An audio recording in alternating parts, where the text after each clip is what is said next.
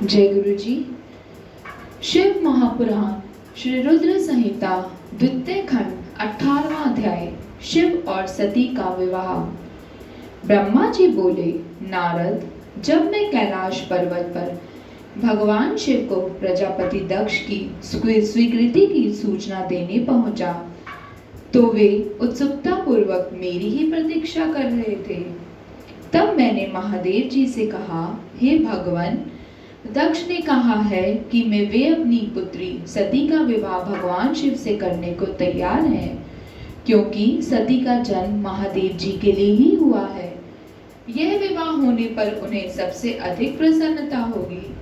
उनकी पुत्री सती ने महादेव जी को पति रूप में प्राप्त करने हेतु ही उनकी घोर तपस्या की है। उन्हें इस बात की भी खुशी है कि मैं स्वयं आपकी आज्ञा से उनकी पुत्री के लिए आपका अर्थात भगवान शिव का विवाह प्रस्ताव लेकर वहां गया। उन्होंने कहा, हे पितामह, उनसे कहिए कि वे शुभ लग्न और मुहूर्त में अपनी बारात लेकर स्वयं आए। मैं अपनी पुत्री का कन्यादान सहर्ष महादेव जी को कर दूंगा। हे भगवान, दक्ष ने मुझसे यह बात कही है, इसलिए आप शुभ मुहूर्त देखकर शीघ्र ही उनके घर चलें और देवी सती का वरण करें। हे नारद, मेरे ऐसे वचन सुनकर शिव जी ने कहा, हे संसार की सृष्टि करने वाले ब्रह्मा जी, मैं तुम्हारे और नारद जी के साथ ही प्रजापति दक्ष के घर चलूंगा। इसलिए ब्रह्मा जी, आप नारद और अपने मानस पुत्रों का स्मरण कर उन्हें यहाँ बुला लें। साथ ही मेरे पार्षद भी दक्ष के घर चलेंगे। नारद, तब भगवान शिव की आज्ञा पाकर मैंने तुम्हारे और अपने अन्य मानस पुत्रों का स्मरण किया। उन तक मेरा संदेश पहुंचते ही वे तुरंत कैलाश पर्वत पर उपस्थित हो गए। उन्होंने हर्षित मन से महादेव जी को और मुझे प्रणाम किया।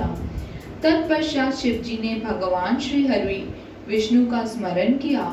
भगवान विष्णु देवी लक्ष्मी के साथ अपने विमान गरुड़ पर बैठ वहां आ गए।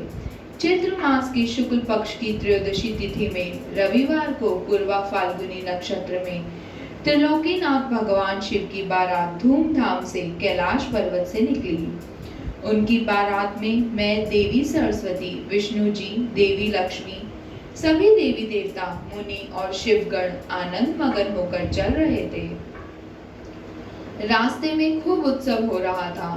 भगवान शिव की इच्छा से बैल, बाघ, सांप, जटा और चंद्रकला उनके आभूषण बन गए। भगवान स्वयं नंदी पर सवार होकर प्रजापति दक्ष के घर पहुंचे। द्वार पर भगवान शिव की बारात देखकर सभी हर्ष से फूले नहीं समा रहे थे। प्रजापति दक्ष ने विधि पूर्वक भगवान शिव की पूजा अर्चना की। उन्होंने सभी देवताओं का खूब आदर सत्कार किया तथा उन्हें घर के अंदर ले गए। दक्ष ने भगवान शिव को उत्तम आसन पर बैठाया और हम सभी देवताओं और ऋषि मुनियों का भी यथा योग्य स्थान दिया।